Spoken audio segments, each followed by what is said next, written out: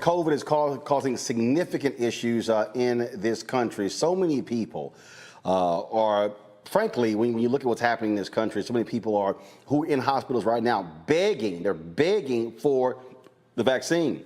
It's too late. You got schools in Florida who are having to reverse mask mandates because the governor, Ron DeSantis, is literally threatening to pull their funding. Same thing is happening in Tennessee. Asa Hutchinson, Republican governor of Arkansas, yesterday said he regretted signing into law a bill that ended any mask mandates. These people are actually losing their minds. And you even have folks fighting on Fox News because they've changed their tune. And guess what? A new poll shows that people who watch Fox News, more of them are now getting the vaccine because Fox is now all of a sudden started telling people to take the vaccine. Folks, do you see what is going on? And then you have the people who are saying, oh, my goodness, you know, you really shouldn't be talking about these things. I got people tweeting me talking about all kind of other crazy potent potions that could actually fix it. Y'all, it's worse in the southern states where they have the lowest vaccination rates, and they're leading the country. Arkansas, same thing. The problem there. Children who are now in ICUs filling up all across the South. Here's the Arkansas governor, Asa Hutchinson, now singing a different tune.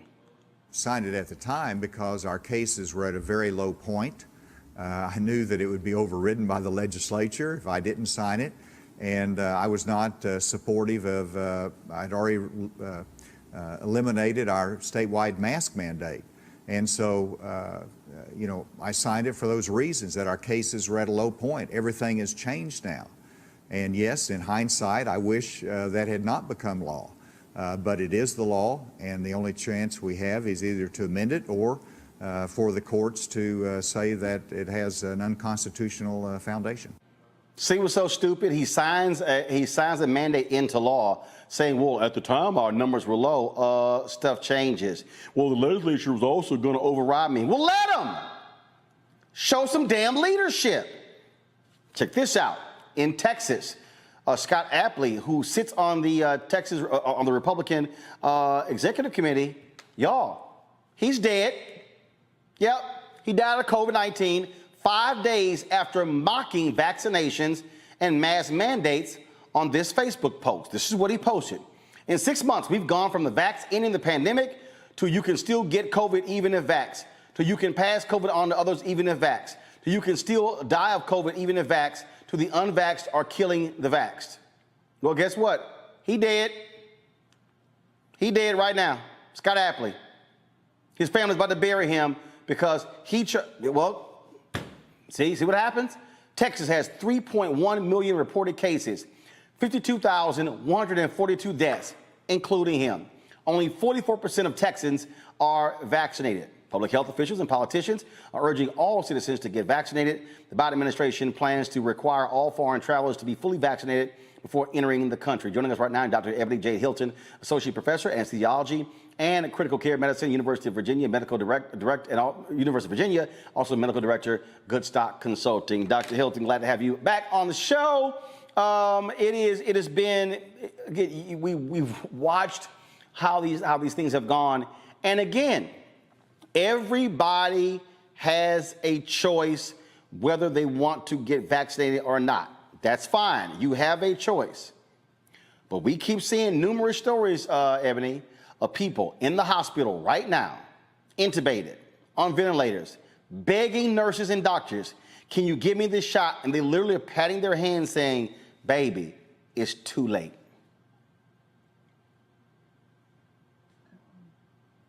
Can you hear me? Yes, we got you. Go ahead. Right, my connection froze. You know, we say this, people have a choice, but unfortunately what we do know is that a large population does not have a choice, which are our kids. And right now, you know, if you look at Arkansas, Alabama, Florida, Texas, literally they've run out of pediatric ICU beds. And it's the most frustrating thing because for one, those 12 and under, they can't get vaccinated even if they wanted to. But we know that right now, literally only 11% of 12 to 17-year-olds are actually fully vaccinated in the United States of America. And unfortunately, we're seeing that younger and younger people are literally dying because of COVID-19. We've seen cases now rise for from newborns to teenagers out of Florida, out of Texas, out of Alabama, out of Arkansas, Louisiana, where they are dead.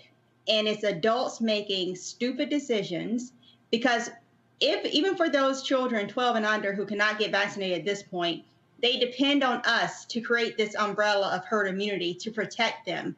But we're so selfish and self-serving as adults in America in this cry for freedom that we will risk their lives in order for us to be able to go to Lollapalooza for a weekend getaway. It is absolutely ridiculous at a year and a half into a pandemic for us to try to pretend like we don't know what's smart and what's dumb at this stage.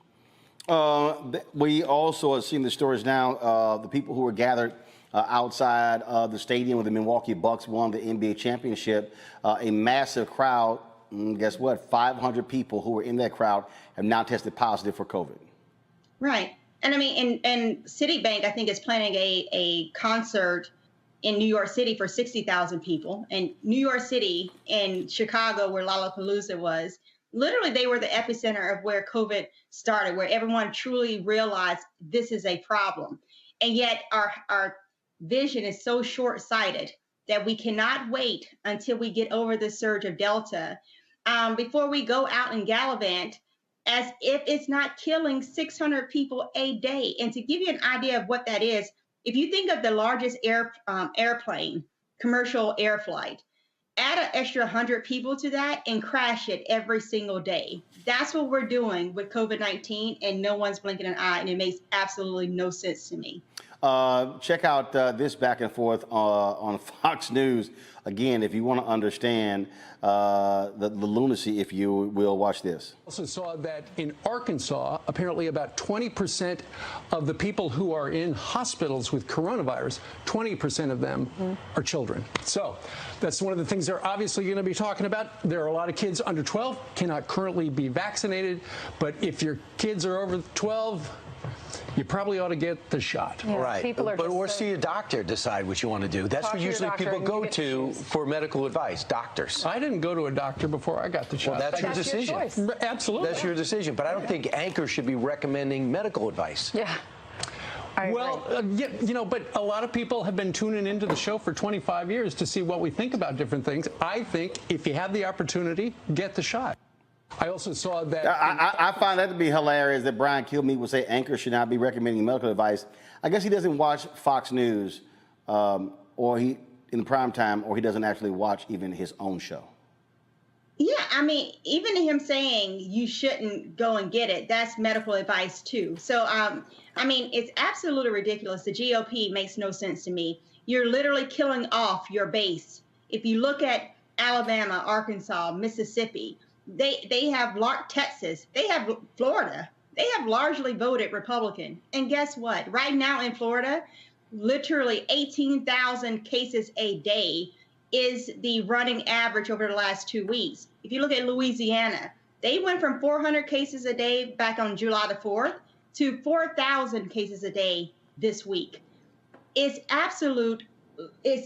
ridiculous, and it makes no sense. And I think that's why truly that the GOP are starting to change their tune and say, oh, wait, now people need to go and get vaccinated, because they realize you literally are killing off your voters by doing this. It makes no sense. Everyone needs to wear a mask. Everyone needs to get vaccinated. We need to stop having these concerts every other day, because we're going to be looking at what the models show is by September the 1st, we're going to be looking at 200,000 cases a day in the United States of America. And by October 1st, literally back to 4,000 people dying a day. That's what the models are showing. And we weren't hitting those numbers in 2020 until November, December. So when you think about the fact that we're going to start hitting those numbers months earlier, our risk of hitting well over 1 million people dead from COVID-19 this year is definitely a real possibility. We have to stop playing these games. Dr. Anthony Fauci talked about how this thing could actually get worse than it is right now. Help me understand, are we headed towards a period once again where we're going to see lockdowns, businesses shutting down, masks routine for everybody, or is this potentially just a temporary setback? John, I don't think we're going to see lockdowns. I think we have enough of the percentage of people in the country, not enough to crush the outbreak, but I believe enough to not allow us to get into the situation we were in last winter. But things are going to get worse. If you look at the acceleration of the number of cases, the 7-day average has gone up substantially. You know, what we really need to do, John, we say it over and over again, and it's the truth. We have 100 million people in this country who are eligible to be vaccinated, who are not getting vaccinated. We are seeing an outbreak of the unvaccinated. There's some breakthrough infections among vaccinated. You expect that because no vaccine is 100% effective. But in the breakthrough infections, they are mostly mild or without symptoms, whereas the unvaccinated, who have a much, much, much greater chance of getting infected in the first place, are the ones that are vulnerable to getting severe illness that might lead to hospitalization and, in some cases, death. So we're looking not, I believe, to lockdown, but we're looking to some pain and suffering in the future because we're seeing the cases go up, which is the reason why we keep saying over and over again, the solution to this is get vaccinated, and this would not be happening. So Dr. Hilton, there's somebody who's watching, and they're saying, I'm sorry, I'm just not buying it. Yesterday, we had Terrence Woodbury on with Hit Strategies. They've done polling. 52% of African Americans say they're not going to take the vaccine. Talk to them. What do you say? What do you say to somebody right now who is adamant or who is hesitant about taking the vaccine? What I say right now is that things will get worse before they get better. We know that children are going to start schools in South Carolina. It's on September the 8th, I think, or something like that. So we have a matter of weeks. And unfortunately, we know that children, they are curious. They like to go into the classrooms. We know many states are not mandating masks, but even those that mandate masks, we know kids tend to take them off. And unfortunately, we're seeing our children get infected with COVID-19 and unfortunately die from COVID-19. We also know that children can be vectors and pass that infection off to you. So for those persons that are saying, I am vaccine hesitant, I don't want to do this, look around you and honestly look at the children in your life and say, is it worth their life? Because that's what we're risking right now. It is not a threat, it's a promise. We will be losing far more children than we lost in 2020, of which it was already too many. You know, back in March, we had a report that there was over 40,000 new orphans because adults were dying and leaving children behind. But unfortunately, now, this fall, what we can see is the reverse of where children can be dying in those same rates and leaving parents childrenless.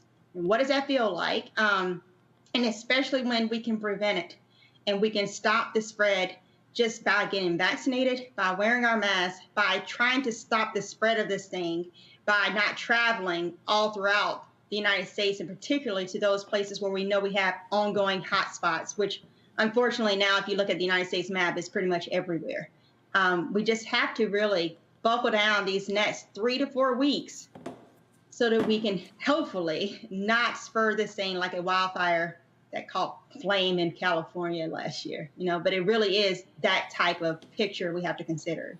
And the thing that I keep, we also got to remind folks is that this surge has a devastating impact, not just on families, but also on our medical professionals.